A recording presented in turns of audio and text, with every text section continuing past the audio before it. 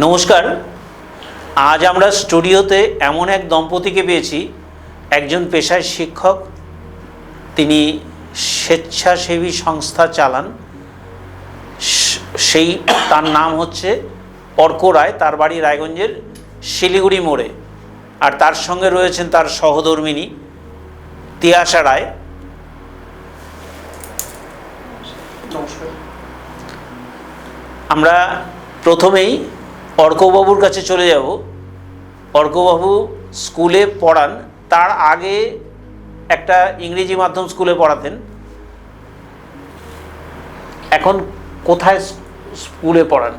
আমি এখন আমাদের পাশের জেলা দক্ষিণ দিনাজপুরে গঙ্গারামপুর মহকুমায় রয়েছি। বেশ, ওখানে একটা স্কুলে পড়ান। হ্যাঁ, তো এইবারে ওখান থেকে আমি শুনেছি আপনি রোজ ডেলি প্যাসেঞ্জারই করেন। রায়গঞ্জ থেকে ধরুন 75 কিলোমিটার তো হবেই বোধহয়। হ্যাঁ, 75 কিলোমিটার। তো 75 কিলোমিটার মানে অনেকটা সময়ই লাগে। হ্যাঁ, 3 ঘন্টা লেগে যায়। তো একবারে যাতায়াতই 3 ঘন্টা। এইবারে আপনার ওখানে স্কুল তো শুরু হয় সকালবেলায় বোধহয় 7টায়, নাকি? হ্যাঁ, এখন স্কুল শুরু হচ্ছে 6:50-এ। 6:50, তার মানে আপনাকে 6:30টার মধ্যে স্কুলে পৌঁছতে হয়। হ্যাঁ। আপনাকে ঘুম থেকে উঠতে হয় কটায়? এখন তো মর্নিং স্কুল দেখে এখন ভোর 4টার সময় ঘুম থেকে উঠতে হচ্ছে। তারপরে যেটা ফার্স্ট স্টেট রয়েছে, যেটা রায়গঞ্জ থেকে বালুরঘাটে যায়, সেটাতে করে যাই। সেটা কটায়? সেটা রায়গঞ্জে 5টার সময় ছাড়ছে, আর সকালের রাস্তা যেহেতু ফাঁকা, একটু তাড়াতাড়ি পৌঁছচ্ছি। আর আমার স্কুল হচ্ছে বাস স্ট্যান্ড থেকে আবার একটু ভিতরে, তো সেখানে টোটো খুব একটা যায় না দেখে আমি সাইকেলে যাতায়াত করতাম। কিন্তু এখন সকালে স্কুল ধরতে হবে দেখে সহকর্মীদেরকে বলা রয়েছে, তারা বাইক নিয়ে বাস স্ট্যান্ডে দাঁড়িয়ে থাকেন। ওই জন্য আর কি প্রার্থনাটা ধরতে পারছি, অ্যাসেম্বলিটা মানে অ্যাটেন্ড করতে পারছি, না আর কি অ্যাটেন্ড করা সম্ভব হতো না সাইকেলে করে গেলে। খুব সুন্দর। মানে ওখানে কি বাড়ি ভাড়া নেওয়া আছে নাকি? না, বাড়ি ভাড়া নেওয়া নেই। তার মানে আপনি মনে প্রাণে ধরেই নিয়েছেন যে আপনি রোজ ডেলি প্যাসেঞ্জারই করবেন। না, এবারে ধরুন দিনের বেলায় মানে আপনাকে ভোরবেলায় উঠতে হচ্ছে 4টের সময়, তারপরে রেডি হয়ে যেতে হচ্ছে। কিন্তু এমনি ইউজুয়াল টাইমে আপনাকে তো বোধহয় 11টার স্কুল ধরতে হয়, সেটা বোধহয় 3:30 4টার সময় ছুটি হয় বোধহয়, নাকি? 11টার সময় আমাদের স্কুল শুরু হয় না, এখন তো স্কুল শুরু হচ্ছে 10:50-এ, আর 10:40-এ প্রেয়ার, আর স্কুল শেষ হচ্ছে 4:30টার সময়। 10:30টার মধ্যে স্কুলে ঢুকতেই হচ্ছে। হ্যাঁ, 10:30টার মধ্যে স্কুলে ঢুকতেই হচ্ছে। এবারে ছুটি হওয়ার পরে আপনি বাড়িতে চলে আসেন। আমরা শুনেছি আপনি দুটো কারণে ডেলি প্যাসেঞ্জারি করেন। একটা হচ্ছে আপনার বাবা অসুস্থ, সেই কারণে আপনাকে বাবাকে দেখতে হয়। এছাড়া স্বেচ্ছাসেবী সংস্থা চালান, সেই কাজেই কি? এটা কি ঘটনাটা সঠিক জেনেছি? হ্যাঁ, সত্যি। এটা বাবা অসুস্থ ঠিকই বলছেন আপনি। বাবার 70 বছর হয়ে গেছে। তো বাবাকে নিয়ে তো এখান থেকে চলেও যাওয়া যেত, গোটা পরিবারটাকে নিয়ে আমি চলে যেতে পারতাম, এটা আমার কাছে অপশন ছিল। কিন্তু রায়গঞ্জের বুকে ছোট্ট একটা কাজ করি, অনেকের সাথেই পরিচয় হয়েছে, তো ইচ্ছে করে না কাজটা বন্ধ হয়ে যাক। কারণ আমি যদি চলে যাই রায়গঞ্জ থেকে, তাহলে কাজটার সঙ্গে আমি সম্পূর্ণভাবেই কি বলবো, আমার একটা বিচ্ছেদ ঘটে যাবে, আর কাজটা আমি আর করতে পারবো না। এই জন্যই আমার রায়গঞ্জে ফেরত আসা। ঠিক, খুব সুন্দর। এবারে চলে যাবো আপনার সহধর্মিনীর কাছে। আপনার নাম? আমার নাম তিয়াশা দাস রায়। বেশ, আপনার বাবার বাড়ি কোথায়? আমার বাবার বাড়ি রায়গঞ্জেই, বকুলতলাতে। বকুলতলাতে। তো আপনার সঙ্গে যোগাযোগটা কি করে হলো? মূলত মানে আমার টিচার ছিল। আচ্ছা, আমি আচ্ছা। কলেজে মানে যখন আমি গ্র্যাজুয়েশনে রায়গঞ্জ কলেজে ভর্তি হই, তখন পলিটিক্যাল সায়েন্সের মানে টিচার হিসেবে আমি তার কাছে পড়তে যেতেন আর কি। ঠিক। তো সেখানে প্রথম দেখা যোগাযোগ। হ্যাঁ, সেখানে মানে আর কি প্রথম 1 বছর আর কি মানে পড়াশোনার মধ্যে, তারপরে এই মনে মন দেওয়া নেওয়ার বিষয়ে আসে, পরবর্তীতে পারিবারিকভাবে সোশ্যাল ম্যানেজিং হয়। খুব ভালো। আমরা চলে যাবো। আপনি কি কোনো চাকরির সঙ্গে যুক্ত? না, না। আচ্ছা, বেশ। তার মানে হাউস ওয়াইফ। বেশ। কিন্তু আমি চেষ্টা করছি, মানে আমি কিছু কিছু পরীক্ষাও দিয়েছি, যেমন লাইব্রেরি সায়েন্সের একটা পরীক্ষা হয়েছিল, সেখানে আমি মালদাতে পরীক্ষা দিয়েছিলাম, ইন্টারভিউ দিয়েছিলাম, কিন্তু দুর্ভাগ্যবশত হয়নি। আজ হয়নি মানে আপনাদের বয়স তো এখন অনেকটাই কম, সুতরাং পরবর্তীতে হবে, এটা ধরে নেওয়া যাবে। কিছুদিন আগে আমি কেন্দ্রীয় বিদ্যালয়ে তো একটা ইন্টারভিউ দিয়েছিল, মানে ওই যে মিরুয়ালের কাছে মহেশপুরে। আপনার কি ইংরেজি মাধ্যমে পড়াশোনা ছিল না বাংলা মাধ্যমে পড়াশোনা? না, আমার বাংলা মাধ্যমে পড়াশোনা। তার মানে আপনি কি গার্লসের ছাত্রী ছিলেন নাকি? গার্লসের ছাত্রী, তারপরে কর্নেশন নাকি? না, গার্লস থেকে। না, তারপরে গার্লস থেকে এইচএস করে তারপরে কলেজ। মানে রায়গঞ্জ বিশ্ববিদ্যালয়, যেটা খুব সুন্দর। এবারে চলে যাবো আমরা অর্কবাবুর কাছে। আপনি একটা স্বেচ্ছাসেবী সংস্থা চালান, তার নাম? আমাদের স্বেচ্ছাসেবী সংস্থার নাম হচ্ছে আত্মীয়। আত্মীয়, বাহ, নামটাও তো ভারী চমৎকার। এবারে আত্মীয় যে নামটা, এই নামটার ভাবনাটা কোত্থেকে এলো? একটা স্বেচ্ছাসেবী সংগঠন খুলবো, এটা একটা ইচ্ছে ছিল। তো কি নাম রাখা যায় এই নিয়ে আলোচনা চলছিল। তখন আমি একটা ব্যাচে পড়াচ্ছিলাম, ওখানেই স্টুডেন্টদের সাথে আলোচনা করছিলাম। তখন ওরাই বলেছিল যে স্যার এই নামটা বেশ ভালো হবে, এই নামটা রাখতে পারেন। ওদের, আমি বলবো ওদেরই সাজেশন, মানে আমার ছাত্রছাত্রীদেরই সাজেশন। বাহ, মানে ছাত্রছাত্রীরা, আমরা এই প্রসঙ্গে একটা জিজ্ঞেস করি। আমি শুনেছি আপনি এখানে যারা স্বেচ্ছাসেবী সংস্থা চালান তারা অনেকেই লেখাপড়া জানেন। আপনি প্রচুর পড়াশোনা করেছেন। আপনি কি কি পড়াশোনা করেছেন? আমি রাষ্ট্রবিজ্ঞানে স্নাতকোত্তর স্তর অবধি পড়াশোনা করে তারপরে এমফিল করেছি। তারপরে আমি পিএইচডিটা আর কমপ্লিট করতে পারিনি। তারপরে আমি লাইব্রেরি সায়েন্সের ডিগ্রি করেছি এবং তারপরে আমার শেষ ডিগ্রি এখন অবধি হয়েছে MSW, মানে masters of social science, social work. খুব সুন্দর। আচ্ছা, আপনি আমরা শুনেছি আপনি অনেক রাতে আপনাকে লোকে উৎসবের বাড়ি থেকে খাবার উদ্বৃত্ত হলে সেই খাবারগুলো আপনার যত রাতেই ফোন করুক অনেকেই ধরতে চান না, কিন্তু আপনি ধরেন এবং আপনি ধরে সেই খাবারগুলোকে, উদ্বৃত্ত খাবারগুলোকে নিয়ে এসে বিলি করেন। সর্বোচ্চ কত জনের খাবার বিলি করেছেন? সর্বোচ্চ আজ অবধি আমি খাবার বিলি করেছি একটা বিয়ে বাড়ি, সেটা ওই বামন গ্রামে হয়েছিল। বামন গ্রামে ওটা 400 থেকে 450 লোকের খাবার ছিল। 450 মানুষের খাবার উদ্বৃত্ত হয়েছিল। হ্যাঁ, প্রায় 2 টোটো লেগেছিল খাবারটা আনতে। হ্যাঁ, মানে ওদের যে নৌকো পড়াত থাকে সেগুলোর মধ্যে করে নিয়ে এসেছিলেন নাকি? না, আপনার নিজস্ব আছে? আমি নিজস্ব, আমার বাসন আছে, আমি নিজস্ব বাসনে খাবারগুলো আনি। কারণ যে কারোর বাসনে খাবার নিয়ে আসলে সেটাকে আবার ফেরত দিয়ে দেওয়ার একটা ঝামেলা থাকে। আপনি একটা পেশার সঙ্গে যুক্ত, সুতরাং এটা একটা ভালো সাইন, মানে যে আমি আমার নিজেরটা ধুয়ে আমি সময় মতন রাতে না পারি পরের দিন। ঠিক। আপনার তো মানে এই ধোয়া মোছার তো লোকজনও তো আছে বোধহয় নাকি? না, নিজের কি করতে হয় তাই? হ্যাঁ। আর মানে এই কাজটা করতে গিয়ে আপনার কখনো মনে হয় না যে এটা বাড়তি বোঝা কেন নিই? আসলে সামাজিক জীব হিসাবে আমাদের প্রতি একটা কর্তব্য আছে বলে আমি মনে করি। আমি বিশেষ কিছু করতে পারবো না সমাজের জন্য, সেই মানে ক্ষমতা আমাকে ঈশ্বর দেননি। যেটুকু দিয়েছে সেজন্য আমার মনে হয়, আমার একটা সাইকেল রয়েছে, তো সাইকেলে 2 বালতি বা 3টে বালতি নিয়ে মানুষের বাড়িতে যাওয়ার এই ক্ষমতাটুকু আমার রয়েছে।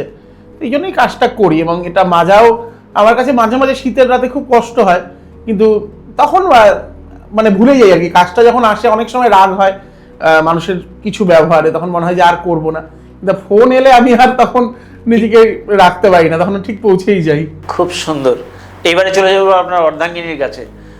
আচ্ছা, আপনার হাজব্যান্ড যে ধরুন রাতে 1টা বা 1:30টার সময় ফোন এলো যে 200 লোকের বা 500 লোকের বা 10 জন লোকের বা 20 জন লোকের খাবার বিলি করতে হবে, তখন আপনার রাগ হয় না যে কেন এত রাতে বেরোচ্ছে? মানে ধরুন শীতের রাত বা বৃষ্টি বাদলের রাত, এমন তো হয়, যেমন হচ্ছে এখন বর্ষাকাল, এখন এরকম হয়, সেই ক্ষেত্রে কি আপনার রাগ হয় না? অবশ্যই, একদমই হয়। কেননা ওর একটু নিজেরও মানে শারীরিক সমস্যা আছে, হ্যাঁ, অ্যাজমার প্রবলেম আছে। সেই জন্য আমি অনেকবারই ওকে মানা করি, শীতকালে মানা করেছি যে ওরকম যখন তখন বেরিও না এত রাত্রেবেলায়। কিন্তু তারপরে আবার পরক্ষণে মনে হয় যে না, ও তো ভালোর জন্যই করছে, মানুষের সেবাই করছে, এটাতে তো খারাপ কিছু নেই। কিন্তু সে তখন আবার নিজেকে মানিয়ে নি। খুব ভালো, মানে যোগ্য উত্তরসূরি, মানে রাজজটক যাকে বলে। এবারে আমরা চলে যাব আবার অটোর কাছে। আপনারা সর্বনিম্ন কতজনের খাবার, উদ্বৃত্ত খাবার বিলি করেছেন? 7-8 জন। 7-8 জনের খাবারও দিয়েছেন না? তখন কি মনে হয় না যে খাবারটা আরেকটু বেশি হলে আরেকটু বেশি লোককে দেওয়া যেত নাকি? না, যিনি দিচ্ছেন তার মানসিকতাটাকেই আমার ভালো লাগে, যে উনি ওইটুকু খাবারও যে ফেলছেন না। ওনার মনে হচ্ছে যে এই খাবারটাও কেউ একজন পাক, আমি মানে তাকে সম্মান জানাই আমি। ঠিক, তার মানসিকতাটা আমার খুব ভালো লাগে। এই পর্যন্ত কতজন মানুষের খাবার বিলি করেছেন মনে আছে? মানে কতগুলো বাড়ির বলছেন না? কতগুলো বাড়ি? ধরুন মাসে খুব কম হলেও 20 থেকে 25টা বাড়িতে হয়। বলেন কি? 30 দিনে মাস, তার মধ্যে 20 থেকে 25 দিন আপনাকে ছুটতে হয়? 30 থেকে মানে 20 থেকে 25 দিন নয়, মানে এমনও দিন যায় যে যেদিন আমার 5-6টা বাড়িতেও যাওয়া হয়। আচ্ছা, তো এবার ধরুন সেই হিসাবে মানে খুব সর্বনিম্ন 20 থেকে 25টা বাড়িতে হবেই, তাই না? মাসে? হ্যাঁ, মাসে। তাছাড়া এখন বিভিন্ন রেস্টুরেন্ট থেকেও ফোন করে। বলেন কি? মানে রেস্টুরেন্টেরও উদ্বৃত্ত খাবারগুলো বিলি করতে হয়। মানে রায়গঞ্জে বেশ কিছু রেস্টুরেন্ট আছে যারা বাসি খাবার মানুষকে খাওয়ায় না, তারা দিয়ে দেন, তাই না? তাহলে এই যে কাজটা, এই কাজের জন্য আমরা শুনেছি যে আপনার প্রায় 30 জন মেম্বার আছে।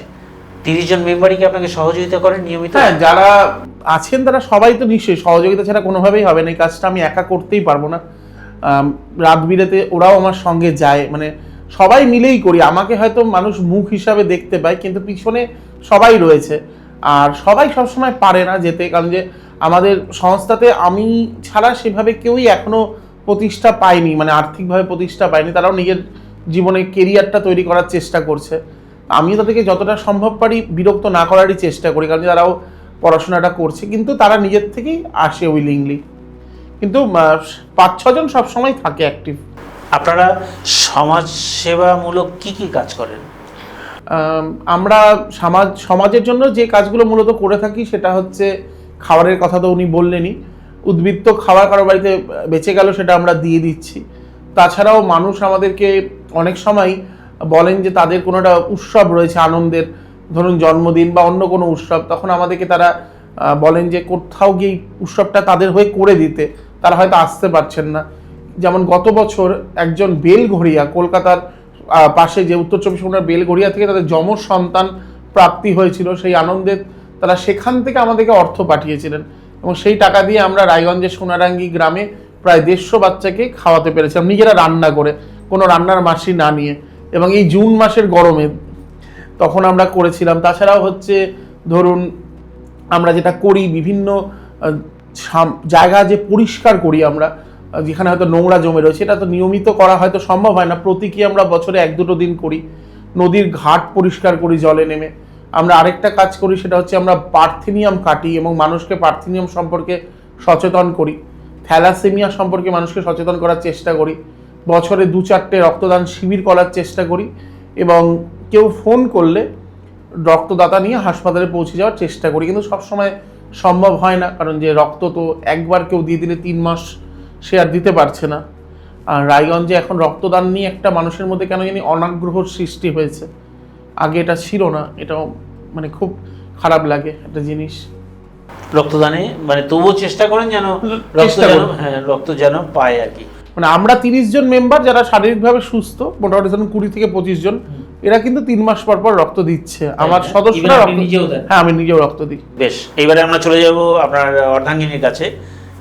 আপনি কি তার কাজে সহযোগিতা করতে পারেন? মানে ধরুন এই যে রক্তদান শিবির হচ্ছে, রক্তদান শিবিরে চলে যাচ্ছে, বা তার সঙ্গে যে সমস্ত সহযোদ্ধারা রয়েছেন তাদেরকে কি আপনি সহযোগিতা করতে পারেন? মানে এসে এমন অসময়ে বৌদি একটু খাবার দিন বা কিছু, এরকম তো অনেক সময় আবদার তো আসে, সেটা কি মানে সামিল হতে ইচ্ছে করে নাকি না করতে হয় আর কি? আমি যতটা পারি আমি চেষ্টা করি সহযোগিতা করার।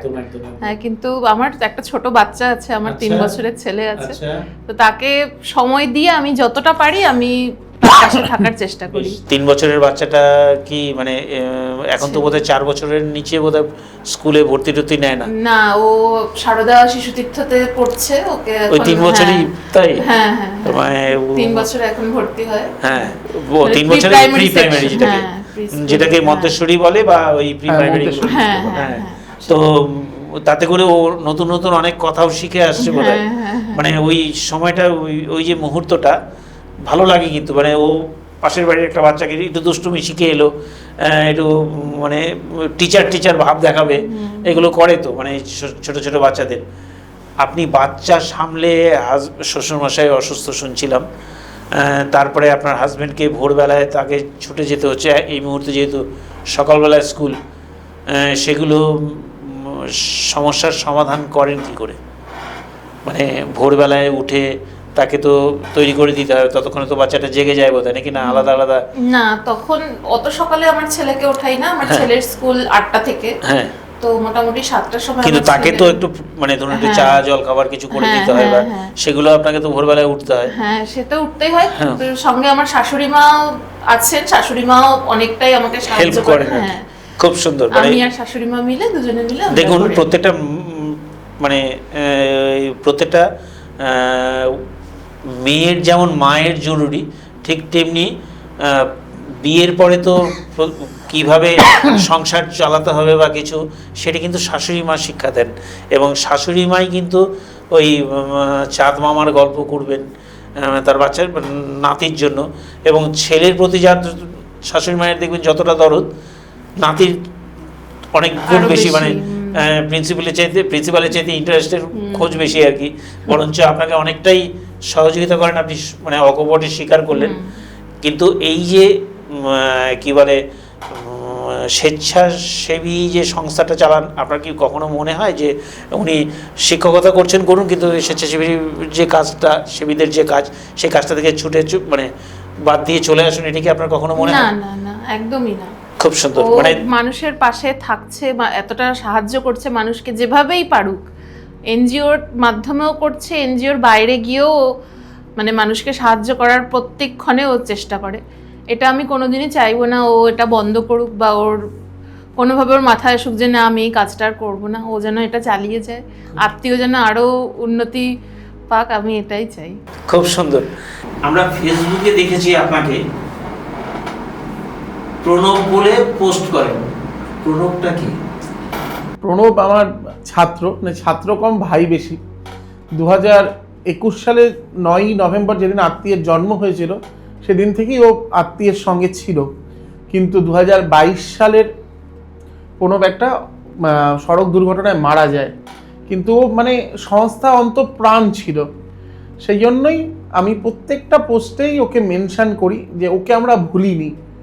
এবং আমাদের পোস্টের মাধ্যমে যাদের খাবার আমরা নিয়ে আসছি বা যেই কাজ করছি, তার মাধ্যমে অনেক মানুষই দেখতে পায় এবং অনেকেই জিজ্ঞেস করে প্রণবকে, এবং এর মাঝেই প্রণব সবার কাছেই ছড়িয়ে যায় নামটা। মানে প্রণব আপনাদের কাছে জীবিত আছে, এখন প্রাণবন্ত আছে, প্রণবকে নিয়ে আপনারা চলাফেরা করেন? প্রণবকে নিয়ে আমরা চলাবো। হয়তো শারীরিকভাবে আমাদের মাঝে নেই, কিন্তু মানসিকভাবে সবসময় ও আমাদের সঙ্গে রয়েছে। আমাদের গোটা সংস্থা, ওরা জন্মদিনের দিনও আমরা একটা কিছু করার চেষ্টা করি, মানে প্রণবের জন্মদিনের দিন। খুব সুন্দর, ভারী চমৎকার। এরপরে আমরা শেষ প্রশ্নে চলে যাব অর্কবাবুর কাছে। আপনার সহকর্মী, মানে পুরনো বিদ্যালয় এবং নতুন বিদ্যালয়ের সহকর্মীদের নিয়ে আপনি যদি কিছু বলেন। আমার সহকর্মী দুই জায়গাতেই আমি খুব ভালো পেয়েছি। আমার পুরনো বিদ্যালয় যেখানে আমি চাকরি করতাম, সারদা বিদ্যা মন্দির CBSC, সেখানকার সহকর্মীরাও আমাকে খুব মানসিকভাবে সমর্থন করতেন এবং যতভাবে ওনারা সাহায্য করার সম্ভবত করতেন, এবং আমার কোথাও খবর বেরোলে বা কিছু হলে নিজেরা খুব আনন্দ পেতেন ওনারা। আর যেই নতুন কর্মস্থলে যোগদান করেছি, সেখানকার সহকর্মীরাও এই বিষয়টি যবে থেকে জেনেছেন, তারাও খুব মানে উৎসাহ দেন আমাকে এবং বলেন যে যদি কোনো সাহায্য লাগে তারা যাতে করে। আমি এখানে একটি কথাই বলবো যে আমি যখন খাবারটা আনতে যাই, তখন বেশ গরমের দিন হলে বা বৃষ্টির দিন হলে বেশিরভাগ দিনই আমি একটা বারমুডা পরে এবং একটা গেঞ্জি পরে সাইকেল চালিয়ে খাবার আনতে যাই। আমি একটা ইংরাজি মাধ্যম স্কুলে 2 দিন আগেও চাকরি করতাম। তো আমি এটাই বলবো, আমার মনে হয় যে এটা না বললে অন্যায় হবে, আর কোনো স্কুল আমাকে এই রকমভাবে খাবার আনতে যাওয়ার ক্ষেত্রে বোধহয় অ্যালাউ করতো না। যে তাদের বিদ্যালয়ের একজন শিক্ষক যে ক্লাস নিচ্ছে, সেই ছাত্রছাত্রীর বাড়িতে রাত্রি 2টোর সময় বা 12টার সময় একটা বারমুডার গেঞ্জি পরে, হাওয়াই চটি পরে, ভাঙা একটা সাইকেল চালিয়ে যাচ্ছে। এটা মনে হয় ইংরাজি মিডিয়ামে গ্ল্যামারের সাথে যায় না। কিন্তু সারদা বিদ্যা মন্দিরে কেউ কিন্তু কখনো এটা নিয়ে কোনো আপত্তি করেননি, প্রতিবাদ করেন। আমি এরকমও হয়েছে যার ক্লাস হয়তো দিনের বেলা নিয়েছি, রাত্রিবেলা তার বাড়িতে একটা বারমুডা পরে গেছি। তো নিশ্চয়ই এটা স্কুলে তারা জানাবেই, বাচ্চারা তো বলবেই, গল্প করবেই, অনেক ম্যানেজমেন্ট বা টিচারের কানেও হয়তো খবরটা গিয়েছে, কিন্তু কেউ কখনো কোনো প্রতিবাদ তো করেইনি। যতটা সম্ভব হয়েছে আরও উৎসাহ দিয়েছে। একবার আমার খবর একটি সংবাদপত্রে বেরিয়েছিল আমাদের খাবার বিলির, সেটা স্কুল গ্রুপে পোস্ট করেও কিন্তু সবাই অভিবাদন জানিয়েছিলেন। এই জন্য আমি আমার পুরনো বিদ্যালয়ের সমস্ত সহকর্মীদেরকে আমার হৃদয়ের অন্তঃস্থল থেকে আরেকবার ধন্যবাদ জানাই। হয়তো এখন রোজ দেখা হচ্ছে না, তো তাদেরকেও আমি খুব মিস করি। আর নতুন বিদ্যালয় সম্পর্কে কি বলবেন? মানে নতুন যেখানে, যেটা আপনার কর্মক্ষেত্র, সেখানে তারা কি জানেন? যে হ্যাঁ, তারাও জানেন, কিন্তু তারা মানে যেহেতু আপনার বাড়ি রায়গঞ্জে, তারা আপনাকে সেইভাবে পান না, তারা সেইভাবে চাক্ষুষ কখনো করেননি। আমার পুরনো বিদ্যালয়ের যে জায়গাটা, ওখানে তারা বলেন যে ওই লোকালিটিতে যদি কাজ করা যায় খুব ভালো হতো, কিন্তু আমার সেই ম্যান পাওয়ার নেই আর কি, যে ওখানে কাজ শুরু করার। করতে পারলে খুব ভালোই হতো। পরবর্তীতে যদি কখনো সুযোগ সুবিধা হয়, সেটা পরেরটা হবে মানব লত্য করে আপনাকে দুটো তৈরি করা যাবে না, মানে অর্ক রায় আর তো দুটো হবে না। তো যাই হোক, মানে ভালো লাগলো তিনি তার স্কুলের পুরনো স্কুল এবং নতুন স্কুলের সহকর্মীদের সম্পর্কে উচ্ছ্বসিত প্রশংসা করলেন। এটা আমাদেরকেও প্রেরণা দিল যে একজন মানুষ তার পুরনো কর্মক্ষেত্রকেও কখনো ভোলেননি এবং নতুন কর্মক্ষেত্রের মানুষেরাও তাকে সাহায্যের হাত বাড়িয়েই দিচ্ছেন। ভালো থাকুন অর্কবাবু এবং তার স্ত্রী তিয়াশা দাস রায়। আমাদের শুভকামনা থাকবে তাদের আত্মীয়তা বন্ধন যেন আরো গাঢ় হয়। নমস্কার।